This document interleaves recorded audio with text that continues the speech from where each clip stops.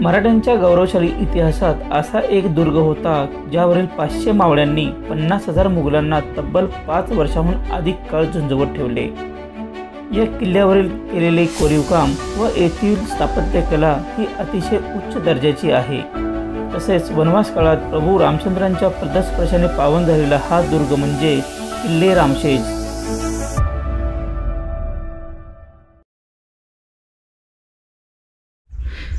नमस्कार मित्रांनो, मी संदीप पाटील, माझ्या ट्रॅव्हल संदीप या यूट्यूब चॅनल स्वागत करतो। आज आपण भेट देणार आहोत रामशेज किल्ल्याला। नाशिकपासून साधारणतः अर्धा तासाच्या अंतरावर हा किल्ला आहे आणि पुण्यापासून साधारणतः 4.5 ते 5 तास या ठिकाणी लागतात। आणि आपण पाहू आता रामशेज किल्ला।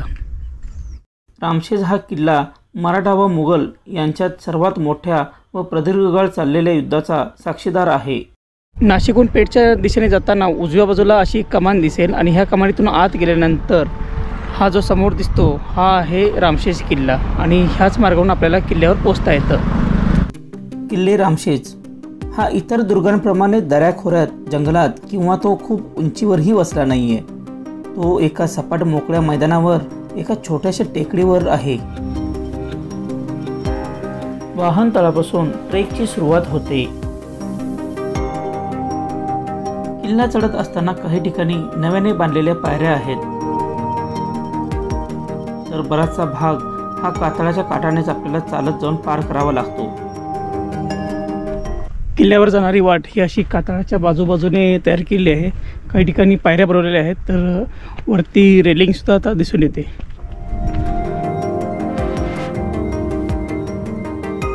किल्ला चढत असताना उजव्या बाजूला एक गुहा लागते आणि त्यानंतर हा मार्ग आहे, हा डाव्या साईडला वरती गेलेला आहे। पहिल्यांदा राम मंदिर लागेल, पण ही जी गुहा आहे ही खूप वैशिष्ट्यपूर्ण आहे, कारण ह्याच्यामध्ये गेल्यानंतर एक चौकोनी छिद्र दिसेल आपल्याला आणि तो छिद्र म्हणजेच वरतून जो प्रवेशद्वार आहे त्याच्यातून खालती येणारा मार्ग आहे। हा आपण आता वर गेल्यानंतर सविस्तरमध्ये पाहू।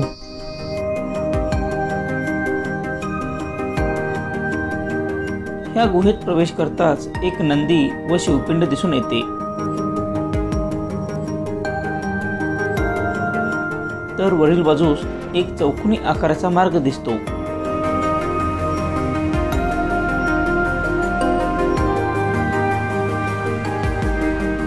किल्ला चढत असताना आपल्याला उजव्या साईडला एक गुहा दिसून येते, तर ती गुहा म्हणजे हीच आहे, जास्त काही मोठी नाही आहे। आतमध्ये एक शिवपिंड आणि नंदी पुजलेला दिसून येतो। पण जर तुम्ही वरती बघा, ह्या बाजूला एक चौकोनी आकाराचं एक होल दिसतं। हे होल म्हणजे ज्यावेळेला आपण वरती गडावर जाणार आहे आणि त्या ठिकाणाहून एक वाट खाली गेलेली आहे, तीच वाट ही आहे। गुहेच्या बाहेरील बाजूस सुद्धा आणखीन एक नंदी व शिवपिंड दिसून येते। किल्ला चढत असताना पहिल्यांदाच आपल्याला प्रभू रामचंद्रांचे मंदिर लागेल आणि त्या मंदिराच्या बाजूला जर तुम्ही इथे पाहिला तर एक शिलालेखी इथं कोरलेला दिसून येतो आपल्याला।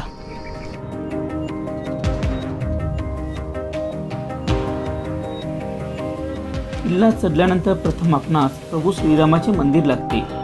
प्रभू श्रीराम यांनी वनवास काळात या किल्ल्यास निवासस्थान बनवले होते आणि म्हणूनच या किल्ल्याला रामशेज असे नामकरण पडले असावे।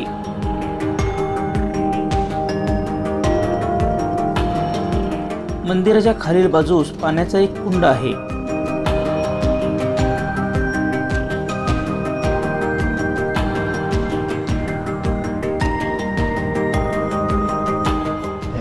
राम मंदिराच्या खालती असं एक कुंड आहे आणि त्या कुंडाचं पाणी अजूनपर्यंत म्हणजे पिण्यायोग्य आहे। आतबाजूला जे दिसतं ते म्हणजे दिसायला इथं कमी आहे, पण आतमध्ये खूप म्हणजे मोठ्या प्रमाणात त्याचा विस्तार आहे असं वाटतं। तेथून पुढे किल्ल्यावर प्रवेश करत असताना प्रवेशद्वाराच्या बुरुजाचे अवशेष दिसून येते।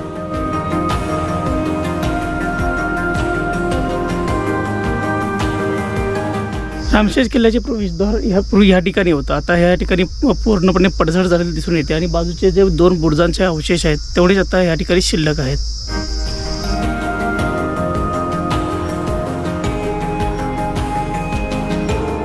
पायथ्यापासून किल्ल्यावर पोहोचण्यासाठी साधारणतः अर्धा तास आपल्याला वेळ लागतो। वर पोहोचल्यानंतर पहिल्यांदा उजव्या बाजूला आपल्याला श्रीराम मंदिर लागतं, त्याच्यानंतर प्रवेशद्वार लागेल आणि त्याच्यानंतर आपण किल्ल्यावर पोहोचतो।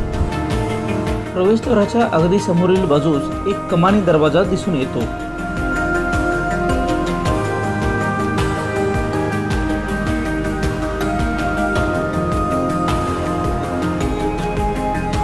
येथे खाली उतरण्यासाठी पायऱ्यांचीही सोय आहे.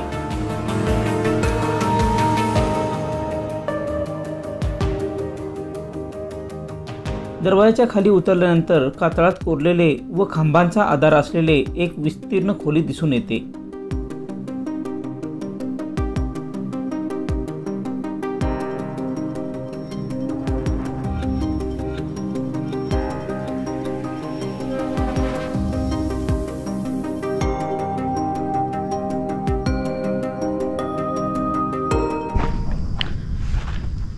एप्रिल 1682 साली या किल्ल्याला मुघलांनी वेढा घातलेला असतो आणि ह्या किल्ल्याचा म्हणजे जे किल्लेदार असतात ते आहेत सूर्याजी जाधव. त्यावेळेला किल्ल्यावरील शिबंदी फक्त 500 ते 600 मावळे इतकीच होती आणि म्हणावं तितका दारुगोळाही या किल्ल्यावर नव्हता. मुघलांनी हा किल्ला जाता जाता जिंकून घेईन असं त्यांना वाटलं होतं, पण तसं घडलं नाही आणि सुमारे 4.5 ते 5 वर्षे की हा किल्ला मराठ्यांनी झुंजवत ठेवला आणि नंतरनं किल्लेदारांचे छत्रपती संभाजीराजांनी म्हणजे सत्कार केला होता. किल्ल्यावर तटबंदीचे काही अवशेषही आपल्याला दिसून येतात, पण गडाचा बराचसा भाग हा तासीव कड्यांचा असल्यामुळे येथे तटबंदी जास्त प्रमाणात दिसून येत नाही. मित्रांनो, तुम्ही जर ह्या किल्ल्याला पाहिला तर नैसर्गिक अशी तटबंदी लाभलेली आहे हे दिसून येतं. एकदम तासीव कडा दिसून येतो आपल्याला आणि किल्ल्याच्या मागेपर्यंत ही तसाच एकदम तासीव कडा दिसून येतो. त्यामुळं या ठिकाणी जी तटबंदी आहे ही कमी प्रमाणात आपल्याला दिसून येते. तटबंदीच्या बाजूने चालत असताना दोन्ही बाजूच्या भिंती तासून एकसमान केलेल्या दिसतात, तर एकसमान कोरलेल्या पायऱ्या जमिनीखाली गेल्या आहेत.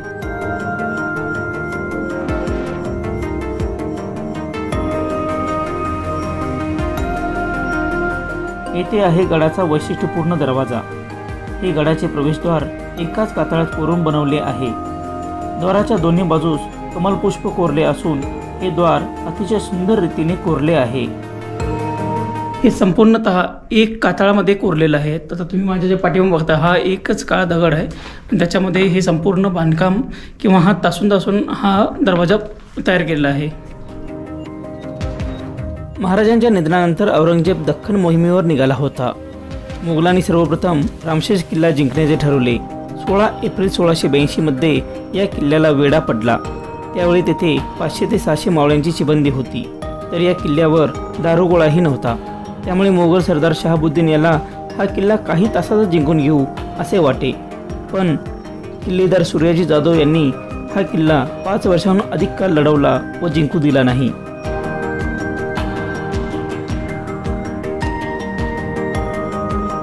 किल्ल्याला बाहेरील बाजूने पाहिल्यास एक कातळ दिसतो, पण त्याच्या आतमध्ये असलेले हे प्रवेशद्वार स्थापत्य कलेचे एक उत्तम उदाहरण आहे. प्रवेशद्वाराच्या समोर एक भुयारासारखा भाग आहे. त्याच्यामध्ये गेल्यानंतर आपल्याला चौकोनी आकाराचा मार्ग दिसतो, जो मार्ग किल्ला चढत असताना एका गुहेमध्ये दिसला होता.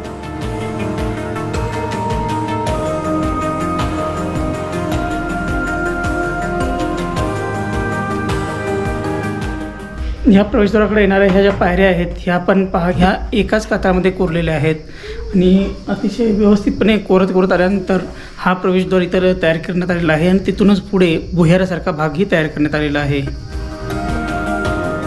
किल्ल्यावर प्रवेशद्वाराच्या बाजूलाच एक चुन्याचा घाणाही दिसून येतो. या किल्ल्याचे आणखीन एक वैशिष्ट्य म्हणजे येथे केलेली पाण्याच्या टाक्यांची रचना. किल्ल्यावर अनेक ठिकाणी अशा पाण्याच्या टाक्यांचा संच आपणास पाहावयास मिळतो.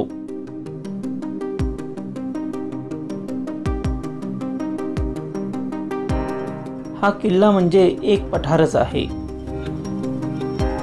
त्यावर देवीचे एक मंदिर सुद्धा आहे. मंदिराच्या समोरील बाजूस छत्रपती शिवाजी महाराजांचा आकर्षक पुतळाही आहे.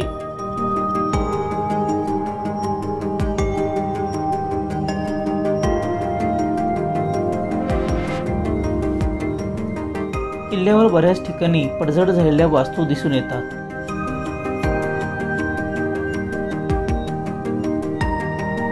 त्यामध्ये एका ठिकाणी गणपतीची मूर्तीही दिसून येते. किल्ल्याच्या ह्या ठिकाणी जर तुम्ही पाहिले तर ह्या ठिकाणी काही पडझड झालेल्या इमारतींचे अवशेष दिसून येतात आपल्याला. म्हणजे भिंतीचं जे म्हणजे पायाचा भाग आहे हा अजूनही दिसून येतो. किल्ल्याच्या सर्वात उंच ठिकाणी एक पडझड झालेली वास्तू दिसून येते. ती वास्तू म्हणजे कदाचित किल्लेदारांचा वाडा असावा. मित्रांनो, हे किल्ल्याचं सर्वात उंच ठिकाण आहे आणि ह्या ठिकाणी आपल्याला किंवा चारही बाजूचं व्यवस्थित पाहता येतं. म्हणजे इथून टेहाळणी करणे एकदम सोपे जायचे. आणि ह्या ठिकाणी सुद्धा पाठीमध्ये जर तुम्ही पाहिलं, हे पडझड झालेल्या इमारतींचा अवशेष या ठिकाणी दिसून येतं.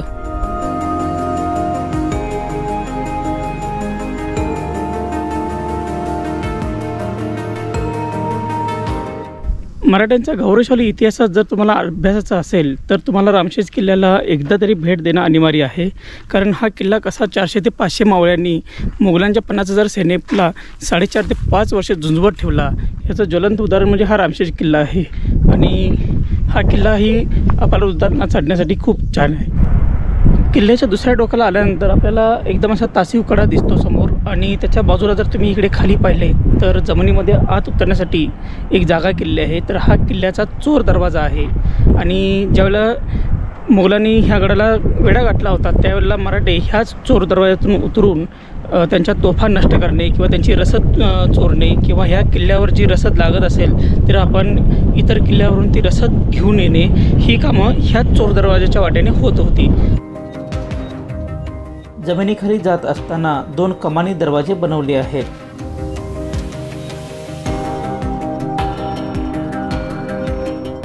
त्यामध्ये बनवला आहे तो संकटकालीन वेळेत उपयोगी येणारा चोर दरवाजा.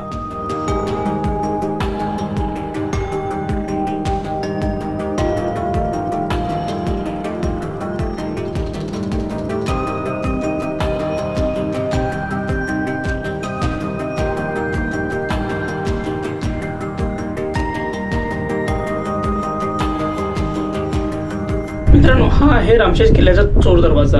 तर ह्या चोर दरवाजाच्या वाटेने मराठे आपले रसद पुरवण्याचं जे काम आहे ते करत होते. आणि त्याचबरोबर मुघलांचा वेढा तोडणे किंवा त्यांच्यावर गनिमी कावा पद्धतीने हल्ला करणे, त्यांच्या तोफा नष्ट करणे, हे कामसुद्धा रात्रीच्या वेळी ह्याच दरवाजातून खालती उतरून केलं जात होते. या दरवाजातून बाहेर आल्यानंतर अतिशय निमुळती अशी वाट तुम्हाला दिसून येते खालती. आणि ह्याच वाटेने आपल्याला खाली जावं लागतं. सध्या उतरणंसुद्धा इथं शक्य वाटत नाही, पण त्या काळी इथून कसं जात असतील ही सुद्धा विचार करण्यासारखी गोष्ट आहे. आणि दुसरं गोष्ट म्हणजे बाहेरून पाहिल्यानंतर हा दरवाजा थेट आपल्याला दिसून येत नाही. दिसून येतो तो फक्त हा तासीव कडा.